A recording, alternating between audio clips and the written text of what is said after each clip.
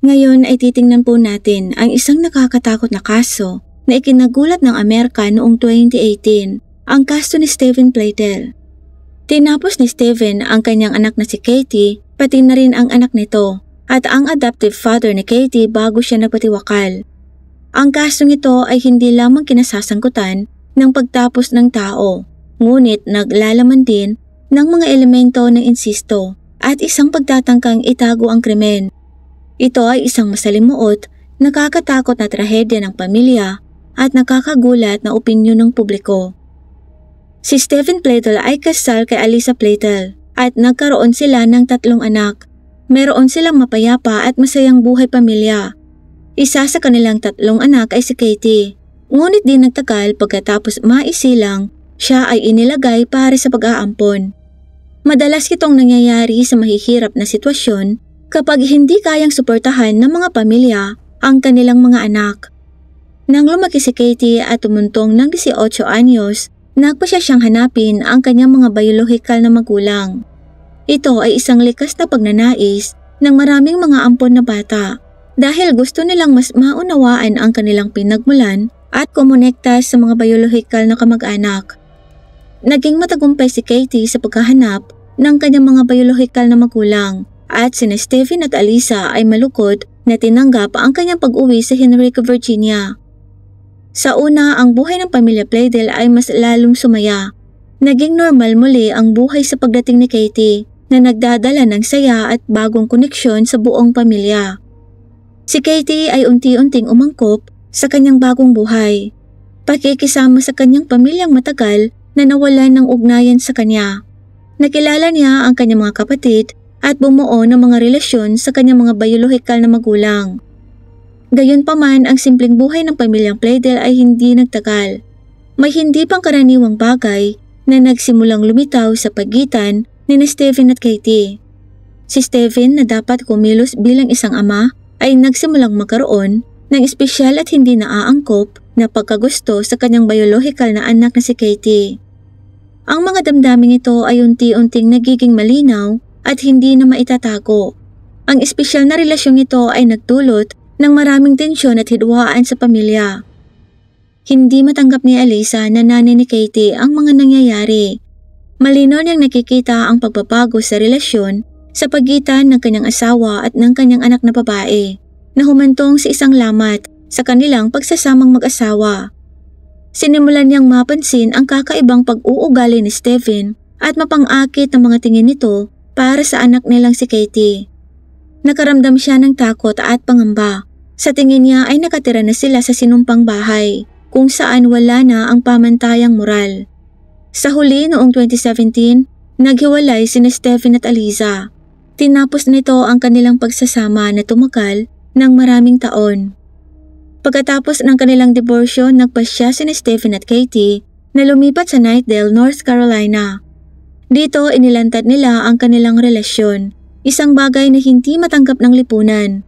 Sa kabila nito, nagpasya pa rin silang magpatuloy at humantong pa sa pagpapakasal nilang dalawa. Ang kanilang relasyon ay naging paksa ng kontrobersya at pagsalungat mula sa maraming panig. Hindi pa sila tumigil doon. Nagkaanak din ang mag-amang Steven at Katie, ang resulta ng kanilang bawal na relasyon. Nang malaman nito, hindi na nakayanan pa ni Alisa. Nagpasya na siyang iulat ang nakakatakot na pangyayaring ito sa pulisya. Noong unang bahagi ng 2018, inaresto sina Steven at Katie dahil sa insesto. Nalantad ang kanilang madilim na relasyon at tinalikuran sila ng buong lipunan. Kinukondena sila na parang mga halimaw at kriminal. Ang psikolohikal na presyon na kinakaharap ni Steven pagkatapos ng kanyang pagkikipagrelasyon sa sariling anak ang halos sumira sa kanyang katinuan.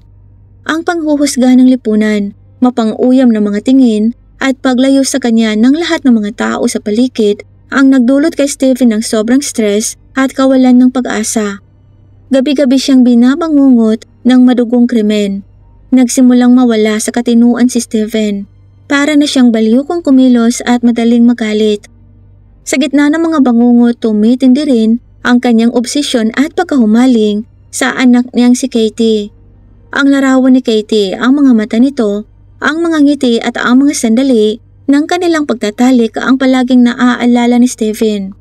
Pakiramdam niya ay nabubuhay siya sa isang walang katapusang bangungot kung saan ang kasalanan at kabalyuan ang tangi niyang kasama. Ito ang nagtulak sa kanya sa bingit ng mental breakdown.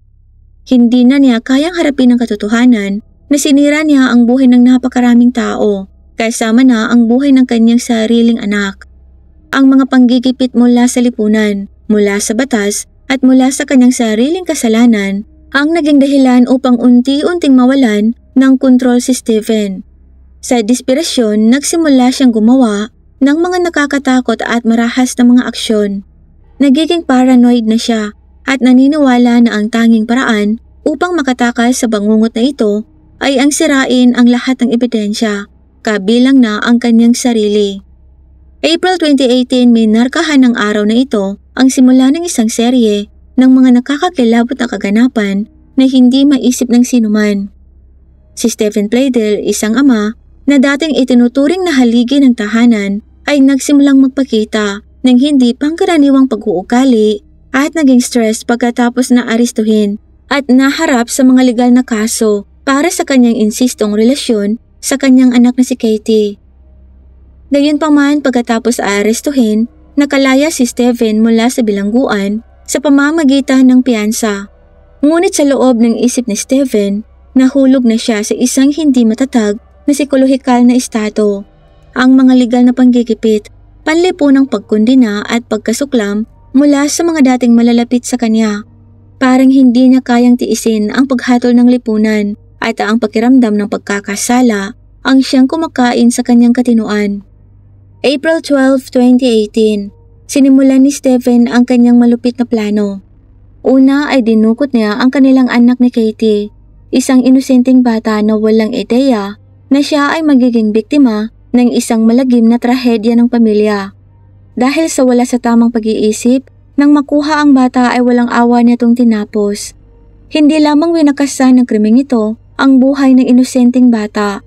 Sinira din ito ang anumang pag-asa at kinabukasan na maaari sana nitong maabot sa hinaharap. Matapos gawin ang karumaldumal na krimeng ito, hindi pa tumigil si Stephen. Nagmaneho siya sa New Milford, Connecticut kung saan nakatira si Katie kasama ang kanyang adoptive father na si Anthony. Ang paglalakbay na ito ay hindi para humanap ng pagpapatawad o pagpapalaya kundi para kumpletuhin ang kanyang malupit na plano. Gabi na siya nang dumating sa New Milford. Agad siyang pumunta sa bahay kung saan nakatira sina Katie at Anthony. Sa dilim, tahimik na pumasok si Stephen. Dala niya ang labis na puot at kawalan ng pag-asa. Si Katie na biological na anak at karelasyon ni Stephen ay walang ideya. Napapalapit na ang kanyang pinakamasamang bangungot. Nang makaharap ni Stephen sina Katie at Anthony, isang madugo at nakakatakot na labanan ang nangyari. Sa sobrang galit ni Stephen, tinapos niya ang buhay ni Katie at Anthony nang walang pag-aalinlangan. Dumanak ang dugo sa sahig. Nakahiga sina Katie at Anthony na unti-unting nalalagutan ng hininga, habang si Stephen ay nakatayo lang sa tabi nila. Brutal niyang binawian ng buhay ang dalawa. Matapos gawin ni Stephen ang krimen, mabilis siyang umalis sa pinangyarihan. Ang isang mapayapang umaga sa New Milford, Connecticut ay mabilis na naging isa sa mga pinakanakakatakot na araw sa kasaysayan ng bayan. Nang matagpuan ang wala ng buhay ng mga katawan ni Katie at Anthony, agad na sinimulan ng pulisya ang investigasyon upang mahanap ang salarin. Nakatanggap ng tawag ang New Milford Police mula sa isang nag-aalalang kapitbahay. Ang taong ito ay nagulat na nakarinig siya ng kakaibang ingay at pagkatapos ay nakabibinging katahimikan mula sa tahanan ng pamilyang Fosco. Pagdating ng mga pulis sa pinangyarihan, sinalubong sila ng isang malagim na eksena. Ang mga katawan ni Katie at Anthony ay nakahandusay sa sahig na may maraming tama ng bala. Isang madugong eksena ang naabutan ng mga investigador. Agad na kinordon ng mga pulis ang pinangyarihan at nagsimulang mangolekta ng mga ebidensya. Ang mga bakas ng dugo, mga basyo ng bala at iba pang ebidensya ay maingat na nakolekta upang makahanap ng mga clues tungkol sa salarin. Maingat ding nangalap ng kahit na pinakamaliit na impormasyon ang mga forensic experts sa pinangyarihan. Masusi ring sinuri ang mga CCTV footage sa paligid ng lugar upang makakuha ng kahit anong data na makakapagturo sa responsable na pinaniniwalaan nilang si Steven na kakalaya lamang mula sa bilangguan. Malakas ang kanilang hinala na may kinalaman si Steven sa insidenteng ito dahil sa relasyon nila ng kanyang anak na si Katie. Ang mga kapitbahay at mga kamag-anak ni na Katie at Anthony, lahat ay nagbigay ng impormasyon tungkol kay Steven at sa insistong relasyon ng mag-ama. Pati na rin ang hindi pangkaraniwang pag-uugali ni Steven matapos siyang aristuhin at palayain. Sinimulang subaybayan ng mga investigador ang bawat galaw ni Steven. Ginamit nila ang teknolohiya ng PPS, sinubaybayan ang numero ng cellphone at sinuri ang mga transaksyong pinansyal ni Steven upang malaman kung saan siya maaaring nagtatago. Nangangailangan ito ng malapit na koordinasyon sa pagitan ng mga ahensya ng pulisya sa maraming iba't ibang estado. Sa panahon ng pagsisiyasat, nakatanggap ang pulisya ng mga ulat na may natagpo ang bangkay ng isang bata sa isang inabandonang kotse sa North Carolina. Pagdating sa pinangyarihan, nalaman ng mga pulis na ang wala ng buhay na katawan ng batang natagpuan ay anak ng mag-amang Steven at Katie, isang inosenteng batang brutal na tinapos. Agad na nangolekta ang mga pulis ng mga ebidensya mula sa pinangyarihan, kabilang ang mga fingerprints sa DNA, upang kumpirmahin na ito nga ay anak ng mag-amang Katie at Steven, at lumabas na tama nga ang hinala ng mga pulis. Upang mas maunawaan ang mga motibo at pag-unlad ng kaso, malalim na nag-imbestiga ang pulisya sa nakaraan ni Steven Pladel. Natuklasan nila na ang insistong relasyon sa pagitan ng mag-amang Steven at Katie ay nagsimula nang matagpuan ni Katie ang kanyang mga biolohikal na magulang pagkatapos ng maraming taon ng paghihiwalay.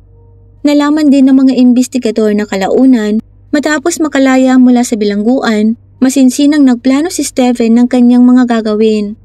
Ang determinasyon at kalupitan ni Steven ay malinaw na ipinapakita sa pamamagitan ng mga ebidensyang nakolekta mula sa mga tawag sa cellphone, text messages hanggang sa mga CCTV footage.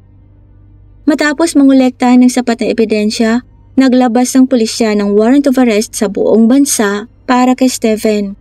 Hinanap nila siya sa maraming estado, mula Connecticut hanggang North Carolina, sa tulong na rin ng federal at lokal na unit ng pulisya. Palaging mapanganib ang paglusob ng mga pulis sa mga lugar na pinaghihinalaan nilang pinagtataguan ng salarin dahil kailangan nilang palaging maging alerto sa pagharap sa isang mapanganib at hindi matatag na pag-iisip ng salarin. Sa wakas ay natagpuan ng pulisya si Steven sa isang abandonadong bahay sa New York. Habang napapaligiran ng mga pulis ang bahay, napagtanto ni Steven na wala na siyang ibang paraan. Nagpasya siyang huwag harapin ng hustisya at piniling wakasan ng kanyang sariling buhay. Nagpatiwakal si Steven na siya ring naging katapusan sa serye ng mga nakakatakot na krimen na to. Bagamat ang kaso ni Steven Pladel ay hindi natuloy sa paglilitis dahil nagpatiwakal siya kaagad, ang proseso ng investigasyon at mga ulat ng pulisya ang luminaw sa buong pangyayari mula sa makasalanang relasyon ni Steven at Katie hanggang sa kanyang malupit na pagpatay. Ang bawat detalye ay nakalantad na siyang tumulong na isara ang isa sa mga pinaka-nakakatakot na kaso nang hindi nangangailangan ng formal na paglilitis.